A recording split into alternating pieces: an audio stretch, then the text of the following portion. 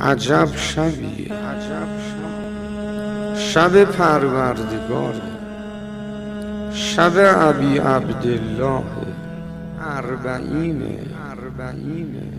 همه چی رو که خدا امشب برای ما یه جا سر سفره گذاشته، رحمتشو، مغفرتشو، شبشو، محبت و عشق به ابی عبدالله رو، گریه بر ابی عبدالله رو. چی میخواد؟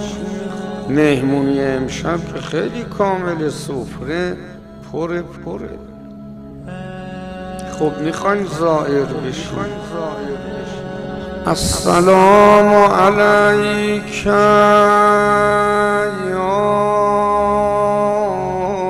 ابا عبدالله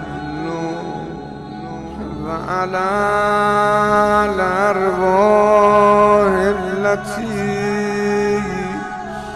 حلت بفنائك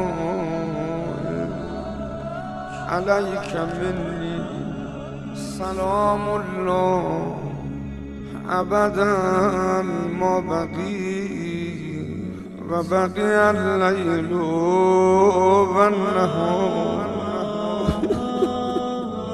ولا جعله الله آخر العهد مني لزيارتك. السلام على